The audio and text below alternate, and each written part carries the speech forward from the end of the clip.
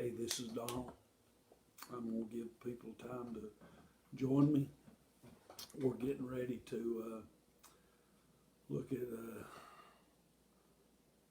the pain of waiting. Have you ever had to wait? Has God ever put you in a position where you just had to wait? Has God ever allowed you to be in a situation where you didn't have the power to do anything about it, but you really thought that God wanted to do something, but you're just having to wait? And I got to thinking about this. I got to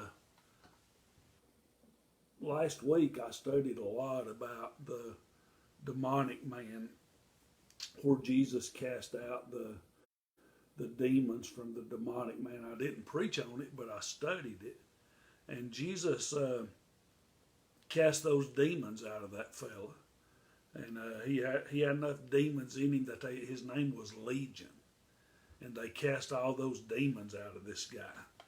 Well, it's right after that, Jesus gets in the boat and he heads across the lake, and he comes back to Capernaum. And when he gets to Capernaum, there's a fellow there by the name of Jairus. And Jairus is wanting Jesus to go with him to heal his daughter, who will eventually die. But before that takes place, Jairus is going to have to wait. In the book of Mark chapter 5, we see that Jesus had power over demons. He had power over disease, and he also had power over death. And we find the same thing here in Luke chapter number 8. Jesus has just healed the demonic man, and it says this in Luke chapter 8, verse 40. And it came to pass that when Jesus was returned, the people gladly received him, for they were all waiting for him. And behold, there came a man named Jairus, and he was a ruler of the synagogue, and he fell down at Jesus' feet and besought him that he would come nigh, or that he would come into his house. So this man's begging Jesus to go to his house. And Jesus is going to do it. It said, for he had one daughter, about 12 years of age, and she lay dying. Now think about that. She was dying. But as he went, the people thronged him. Now I want you to get the picture here. Jairus had been there. He knew that Jesus was getting ready to come back, and he had been waiting on Jesus. He went to the right place. He was seeking the right person. And he realizes that Jesus is getting ready to come back from on the on the other side of the lake. So he's waiting on him. And he's thinking, hey, as soon as Jesus Christ gets back, I'm going to get him to heal my daughter. I'm going to ask him to heal my daughter. It's not always. Do you ever have things worked out in your mind? Do you ever have things already figured out on what God needs to do, how God's going to do it, and you done have everything worked out? Our prayers are merely a formality. We already know what we want God to do. We know what we're going to pray and ask God to do. And then we realize that don't always take place. Now get the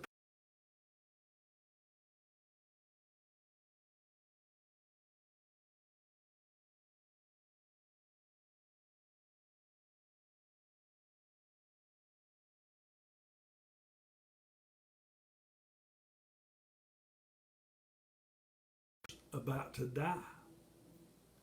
And his daughter is on the verge of dying.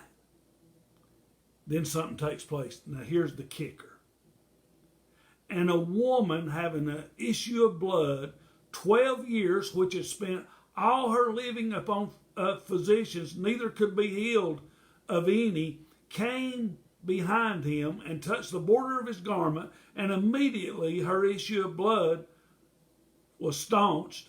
And Jesus said, Who touched me? When all denied, Peter and they that were with him, saying, Master, the multitude throng thee and press thee, and sayest thou, Who touched me? Now here's the kicker that I want you to get. Jesus is on his way to Jairus' house. Jairus has laid out his request to the Lord. He's asking him to heal his daughter. They are headed toward his house. Then they're interrupted. Has God ever made you wait? Have you ever prayed and literally felt like God showed you He was going to answer your prayer? But it didn't happen just how you wanted it to happen. Here's something I found out in the Word of God. And I'm going to show you some stuff here in a minute. A lot of times God's not going to do things right when we want it done. God is going to make us wait. Give you an example. God told Abraham He's going to give him a son. Abraham literally had to wait 20 some odd years before God gave him a son. When he was in his 70s, God told him He was going to give him a son. He didn't have that son until he was 100 years old. God made him wait. Moses thought that God wanted him to be the deliverer of his people. He went so far as to go out and killed an Egyptian who was mistreating a Jew, and he had to flee Egypt, went to the backside of the desert, and he stayed there for 40 years. 40 years God made Moses wait. After 40 years, He let him go down, and we know the rest of the story. But God made him wait 40 years. King David. God called David as just a young man. He was out tending his father's sheep when the prophet of God came and asked to see all of Jesse's sons. They marched them all before him. He said, Is there any more? Is this all of them? He said, Yeah, I got one more over here. He's out tending the sheep. They brought him in. He said, This is the one, and they anointed him right there that day as the king. But he had to wait years. God made David wait years before he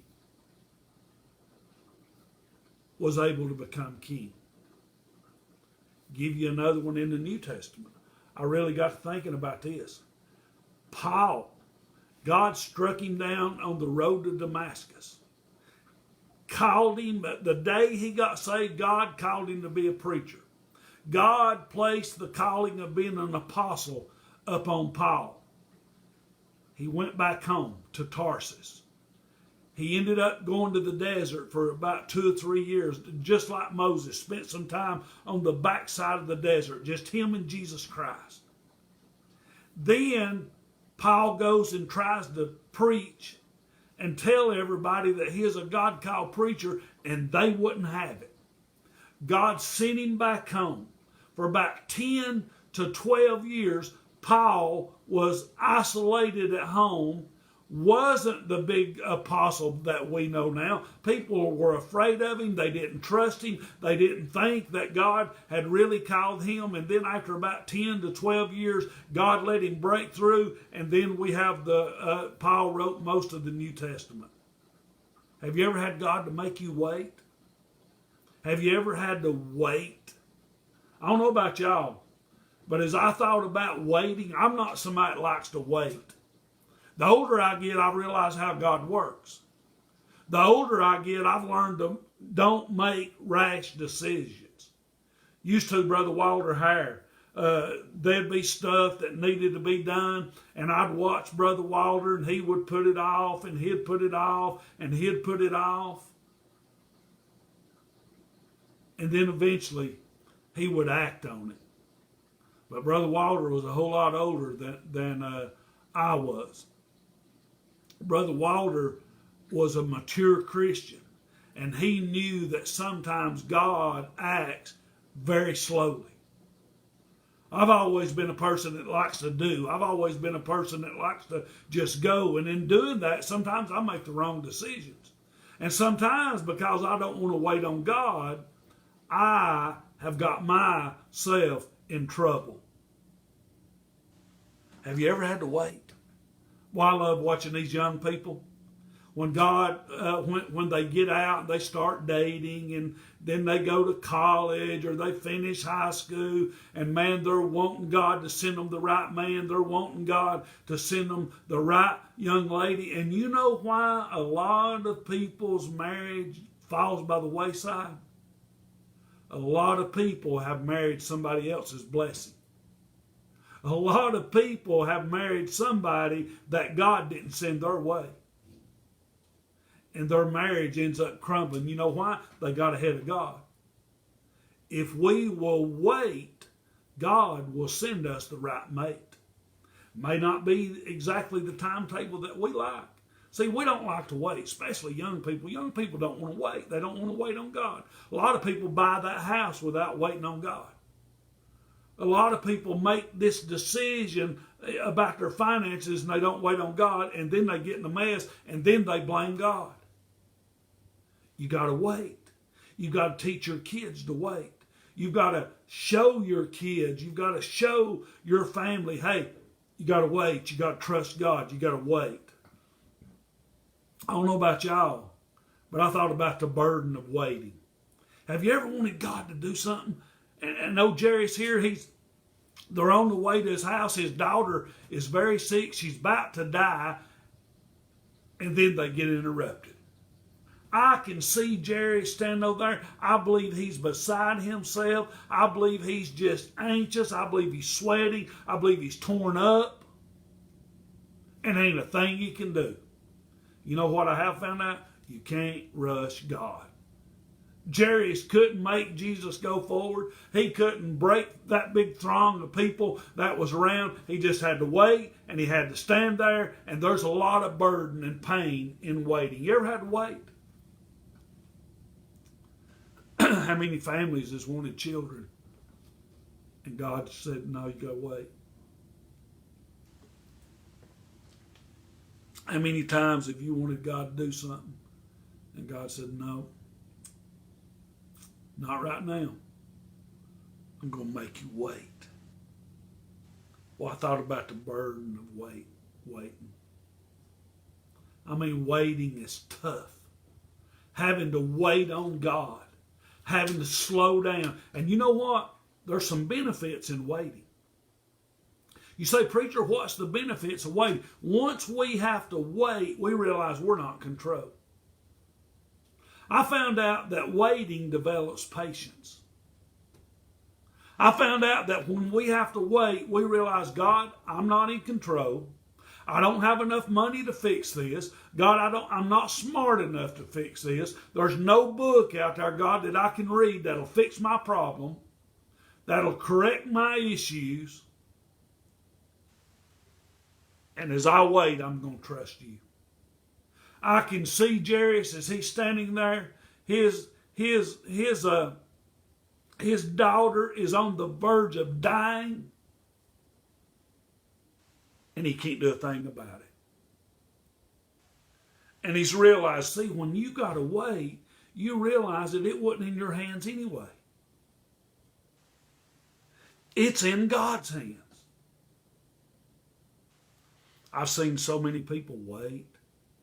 I've seen so many of them over the years, they couldn't even have a child. And as they waited and they trusted God, I've seen some of them that couldn't even have a child end up having 4 or 5 children later on in life. There's some benefits of waiting. We see the burden of waiting. I mean, waiting's hard. When you have to wait on God, it's tough. But waiting develops us and it benefits us. And then, after they waited, Jairus is standing there. God heals that woman that had the issue of blood for 12 years. And I can hear what Jairus is thinking. Man, this woman's been sick for 12 years. My daughter's only 12 years old. God, go fix her. Go help her. Don't worry about this older lady here. Fix my daughter. And he's having to wait. And he's having to be patient. And he's having to trust God. And then you know what? There's beauty in waiting. Have you ever had to wait to get something? You know, I never forget back in when some of us, I know some of y'all on here went to school with me. And you'd see people getting cars, you'd see people getting this, and I'm thinking, man, I'm never going to have a car. I don't even have a job. How am I going to get a car? And then you eventually get you a job, and you start saying, my mom and daddy wasn't going to buy me no car. And I thought, man, I'll never get a car. Then I got my own job. I had my own money. And I'll never forget the first time my dad went with me, and I went down to the finance company, and I got a $500 loan. Man, that was in 1979, I think it was. That was just as much as getting a $50,000 loan to a 19-year-old boy. And I thought, how in the world will I ever pay back $500? Then I went over here in Dalton and I bought me a little Plymouth Champ. Man, I didn't get a car just like everybody else did. I didn't have everything just handed to me, and then I bought that car. Man, that thing meant a lot to me because I had to wait on it. There's beauty in waiting. And I can see old Jairus as he gets there, and Jesus told him, he said, hey, they come and they said, Jairus, your daughter just died. And Jesus said, just trust me, Jairus. And they go and they told him, said, hey, she's dead. Why are you here? They're all crying, they're weeping. And Jesus said, she's not dead, she's asleep. And they started laughing at him. They started mocking him. And they started taking, just wanting to run him out of the house. But Jesus turned around and said, every one of y'all get out. He got Peter and John. And he marched up into that room where that little girl was, 12 years old. She was dead. Jesus took that girl, raised her up, told them to give her something to eat, that everything was okay. See, folks, there's some beauty and there's some bounty in waiting. The next time you feel like God's making you wait, you just trust Him. You just trust God. Because there's some beauty and there's some bounty and there's some benefits in waiting. Sure, there's a burden of waiting. Sure, there's the pain of waiting. But bless God, folks, there's some beauty in waiting. There's some benefits in waiting.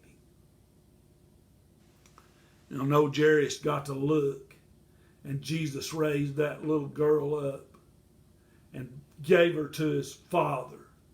And I believe old Jairus, ever from then on, that little girl meant more than she'd ever had to him.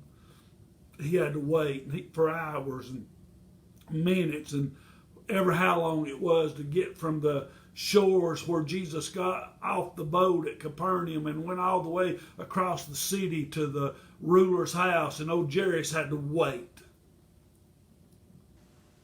Folks, I'm here to tell you, when God makes you wait, He knows what He's doing. A caterpillar, a butterfly, has to be a caterpillar before that thing turns into a beautiful butterfly. It has to go through all that big long process. My granddaughter just released some a little while ago in her yard that had been inside their little box, and they had watched them do all that stuff, and that little shell around them hardened, and after so many days that big beautiful butterfly come out of there, and they got to watch it fly around. Then they got to open the cage and watch it fly off. Folks, you let me tell you, sometimes we got to be just like that caterpillar, and we got to wait, and we got to wait, and we got to go through pain, and we got to go through difficulty, and we got to go through heartache before we ever become a butterfly. Trust God. Those of you that are waiting on your husband to get saved, trust God. Those of you that are waiting on your wife to get saved, trust God. Those of you that are waiting for that backslidden child to come back home, trust God. Don't throw in the towel. Don't quit. Those of you that are asking God to give you a miracle, don't quit. Trust God. Wait. God's making you wait for a reason. I don't like waiting, but I know as I get older that that's what God wants to do. Waiting don't benefit God, it benefits us. Folks, I love you. Sunday morning, pray for us.